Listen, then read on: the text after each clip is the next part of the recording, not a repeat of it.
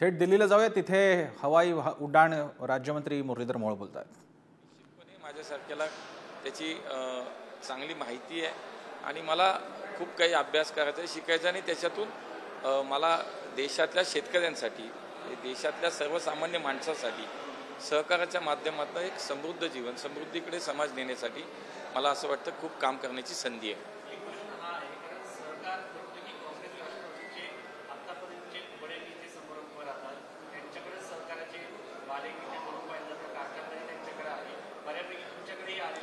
पण मला असं वाटतं आता ते चित्र पहिल्यासारखं नाही राहिलं।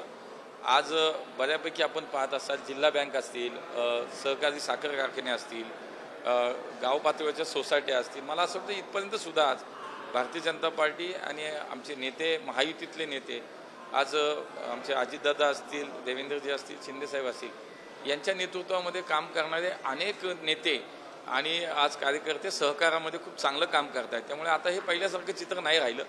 आज आमच्याकडे सुद्धा खूप मोठ्या प्रमाणात चांगल्या पद्धतीनं सहकारात काम करणारे नेते आहेत आणि मला असं वाटतं की या सगळ्यांचंच मार्गदर्शन मला घेता येईल आणि चांगलं काम करता येईल। तुम्हाला दुसरं जे खातं मिळालं ते सिव्हिल एव्हिएशन आहे, अतिशय क्लीन खातं समजलं जातं, बरेच जण यासाठी इच्छुक असतात आणि त्याचा एम्बॉयस म्हणून तुम्हाला काम करायचं आहे।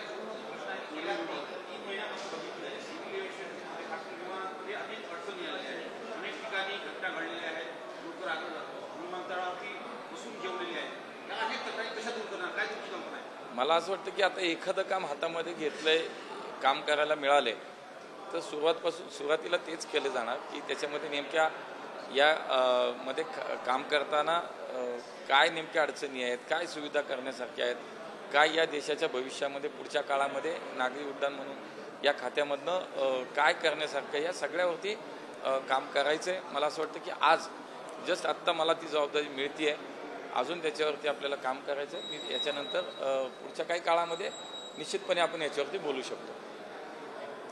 थँक्यू।